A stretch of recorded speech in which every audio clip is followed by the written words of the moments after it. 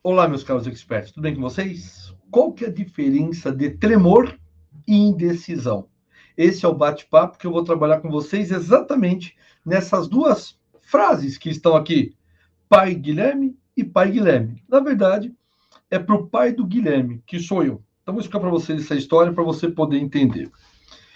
Aqueles que não me conhecem, prazer, meu nome é Guilherme Prete, sou professor da JusExpert, jusexpert.com, a maior e a melhor escola de perícia do Brasil. Isso é indiscutível.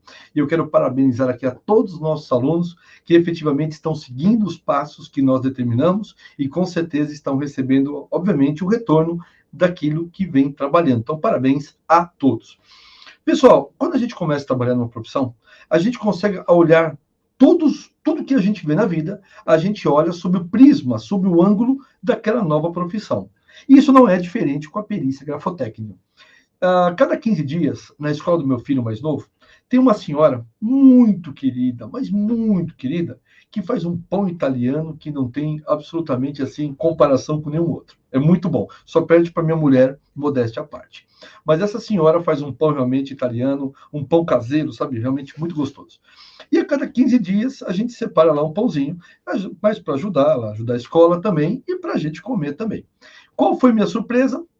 Eu encontro esse primeiro aqui, pessoal. Tá vendo esse de cima aqui?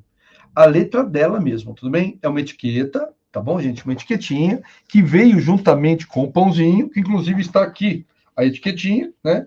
Veio juntamente com o pãozinho, que é exatamente, vou até deixar aqui, remover. É essa etiquetinha aqui, tudo bem? Veio lá, pai Guilherme, né? Que não sabia o nome, sobrenome do aluno. Então, obviamente, veio essa etiquetinha. Quando eu li essa etiqueta, eu falei, nossa, adorei. Adorei a letra da senhora, né? Brinquei com ela, falei, inclusive, eu vou fazer um vídeo com a letrinha da senhora. Ela falou, claro, meu filho, tá? Pedi autorização para ela deixou. É claro que aí eu fiz o quê? Eu tentei falsificar essa letra dela. Essa letra de baixo é a minha, tá bom? Como se eu falsificasse a assinatura dela. Pois bem, e eu quero usar isso, gente, para efeito de análise com vocês do que é tremor e do que é indecisão. Eu usei o celular, tá bom, gente? Para vocês vão entender por que eu vou usar o celular, mas também vocês podem utilizar, nesse caso, microscópios, como esse daqui. Esse é um simplesinho que eu tenho, que você pode acoplar, né, gente, na câmera do teu celular, e, consequentemente, você consegue aumentar em até 200 vezes aquela imagem, tá bom? Pode ser esse, pode ser aquele por UBS, que nesse momento, esse equipamento aqui é importante, tá bom? Sem dúvida nenhuma. Bom, alguns conceitos básicos aqui, pessoal. O que seria um tremor gráfico? Né? Porque é assim que a gente coloca dentro, obviamente, do nosso laudo. O que é um tremor gráfico, né, gente? Nada mais é do que uma oscilação no punho, né, do escrevente. Qualquer tremor gráfico é uma oscilação, ou seja, é a ausência, muitas vezes, daquela certeza na escrita ou em virtude de uma patologia ou até mesmo da idade e da situação daquela pessoa. Muito bem. Bom, essa oscilação, gente, ela pode ser tanto horizontal como ela pode ser vertical. Perfeito? A citação horizontal é aquela que é feita na parte superior. Tá vendo ali o P de pai? Que sou eu. P de pai? No caso aqui, o tremor, tá certo? Horizontal seria a parte de cima e de baixo dessa onda que faz aqui, obviamente, na letra P. E a vertical seria, obviamente, dos lados. Tá bom? Então, só para vocês terem uma ideia como é que funciona isso. Bom, o que nós analisamos, pessoal, num contrato, numa assinatura, se é tremor ou se é, obviamente, indecisão. A de cima é tremor, vou explicar. A de baixo é indecisão, que eu fui falsificador, não fiz nenhum treino antes. Eu já fui direto e a primeira que saiu foi essa daqui. Eu falei, essa aqui eu vou usar na aula, tá bom? Bom, gente, claro que nós vamos analisar a segurança, né? E, obviamente, a segurança que a pessoa escreve, a habilidade que ela detém daquela determinada situação e, obviamente, o dinamismo naquela escrita propriamente dita. E você sabe que a falta de homogeneidade, gente, é uma das grandes características da falsidade. A falta daquele caráter homogêneo. Ou seja, muitas vezes a pessoa está com tremor, outras vezes está sem tremor. Ou a pessoa tem tremor, ou a pessoa não tem tremor. Perfeito, gente? Aí a grande diferença. Que essa falta de homogeneidade, gente, ou regularidade na escrita, elas o que, gente? Elas devem ser analisadas com muita atenção. Muita atenção.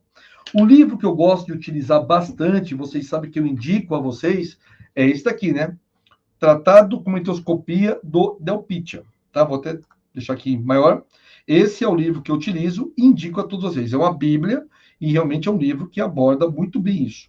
E como que o Del Pitta e todos os demais autores que eu faço questão sempre de citar, gente, todos os autores que nós utilizamos, o que eu quero passar aqui para todos vocês, gente, que o tremor, ele é chamado, né, dentro da corrente inglesa, de natural trembling. E indecisão é foggery trembling. Tá bom? Eles usam muitas vezes esse termo, tá? Que, pela própria definição do Del Pitta aqui, gente, demais autores, existem apenas 3 traçados: o firme, o trêmulo e também o indeciso. O firme e o trêmulo, ele é espontâneo. Porque a pessoa que tem uma assinatura firme, como a minha e a tua, é espontâneo, nós temos essa assinatura. Mas talvez com o tempo, nós ficaremos trêmulos. Isso também é espontâneo, a própria idade determina isso. Agora, o indeciso, não. O indeciso é uma produção gráfica. Então, como que nós podemos escrever? Que muitas vezes o trêmulo nada mais é do que um traço espontâneo da própria periciano, não é? Conhecido como, né, muitas vezes aqui dentro da área, como uma situação comum. Existe a habilidade, existe o dinamismo e assim sucessivamente, diferentemente do indeciso, tá? E nesse caso, gente, nós vamos utilizar a terceira lei do grafismo de Solange Pelat. Gente, vocês sabem as leis do grafismo, inclusive tem até no modelo de laudo completo lá para vocês, enfim. E o que diz, rapidamente, a terceira lei do grafismo, gente, de Solange Pelat? Não se pode modificar a escrita sem deixar marcas de esforço para essa modificação. Gente, usem isso no laudo de vocês, tá? Não se pode modificar a escrita sem deixar marcas de esforço para esta modificação. Para mim, é muito boa esta frase para que vocês possam utilizar. Bom, para você entender, o que é um tremor? Tremor é essa primeira que aparece aqui. Perfeito, gente? É a falta total de controle de forma homogênea. Já a indecisão, que é a segunda que eu fiz, diga de passagem, é o excesso de controle. Né? É o excesso de controle. Mas muitas vezes, quando você fica preocupado com a parte trêmula, você esquece muitas vezes do que, pessoal? Da linha de pauta. Veja que tanto a primeira situação, que foi a etiquetinha aqui da nossa amiga, não tinha linha de pauta. E ela fez uma linha muito boa. O Gleibe também não fez com linha de pauta, mas veja que a minha linha totalmente, gente, não é horizontal. Perfeito? Já caracterizou também aqui a grande diferença, tá? No tremor, que é o primeiro aqui dela, tá certo, gente? Você tem oscilações direcionais bruscas. A gente vai ver isso com calma em detalhes daqui a pouquinho. Mas você vê oscilações direcionais muito bruscas. Veja o G de Guilherme, dela, de cima. Ela tem uma mudança brusca de rota. Ela não faz uma curva suave como eu fiz embaixo. E olha que eu prestei atenção em tentar falsificar o mais próximo possível. É que eu não nasci com o dom de falsificador. Graças a Deus. Tá?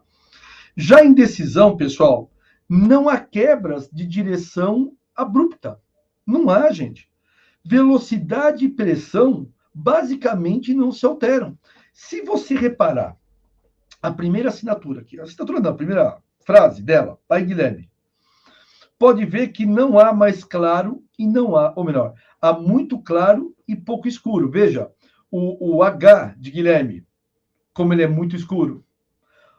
O traço, né, a haste aqui do P de pai, veja que também tem uma coloração muito mais forte, tá? Veja debaixo do Gleibe, veja que não há mudança de coloração, gente. Não há mais claro, não há mais escuro. Interessante, não? Então aqui nós já verificamos assim mudanças muito distintas. Nessa mesma linha de pensamento, meus caros amigos, né?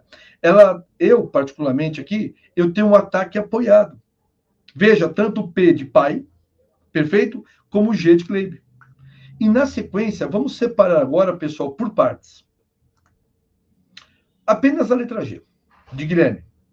Vejam vocês que a primeira sempre aqui é a dela e a segunda é a falsificada. Perfeito? A primeira sempre é a dela, que é a padrão, e a segunda é a questionada. Veja, gente, que há uma mudança aqui direcional brusca na primeira. Veja que, inclusive, a quantidade de tinta, de massa corante que saiu da esfera, tá certo, gente? Da própria ponta da caneta. Vejam isso. E vejam, consequentemente, meus caros amigos, a mudança, obviamente, de pressão e também de velocidade. Já a segunda, que foi feita, que é questionada, você vê, não vê mudanças drásticas na letra. Você vê curvas mais suaves. Claro, quando ocorre a mudança, obviamente, do próprio traçado, né, do G para o U, claro que você vai encontrar esta mudança, tá? Tem outras diferenças também, até mesmo pela pressão. A quantidade de massa que foi deixada pela assinatura padrão é muito maior, que ó, até a coloração e a própria espessura do traço é maior do que a questionada. Já a segunda é o P. A primeira é dela, a segunda é a nossa. Veja que o tremor que ela utiliza, gente, não é um tremor horizontal, é um tremor vertical. Perfeito? E nós podemos verificar aqui, gente, os pontos de parada que esse professor cometeu na segundo P aqui, que foi feito por mim, que é questionado. Olha ali o excesso de tinta. O que fica mais evidente na próxima figura. Olha lá, Lerme, L-H-E. Perfeito, gente? A primeira é a dela, a segunda é a nossa. Vejam vocês as esquírulas ali do professor que ele deixou.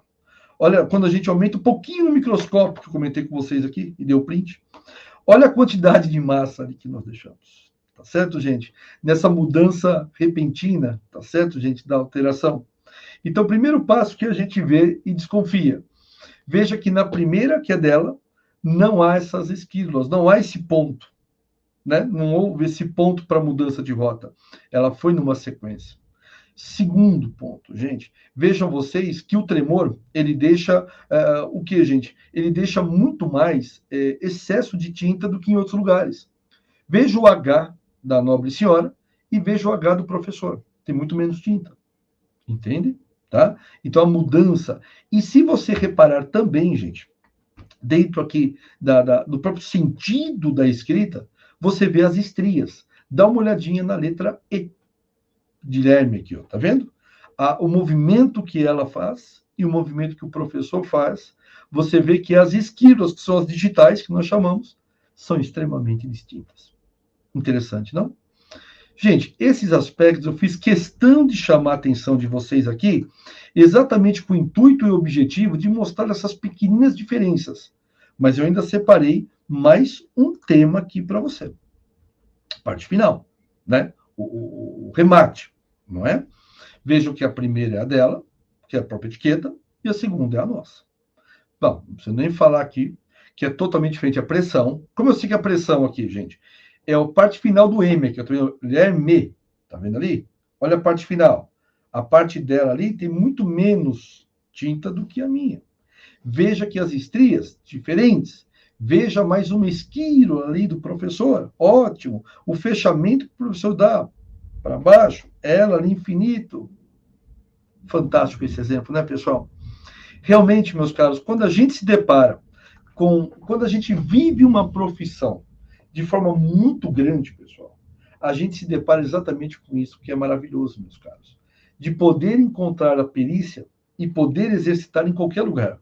Muitas pessoas perguntam assim, professor, mas eu queria treinar mais.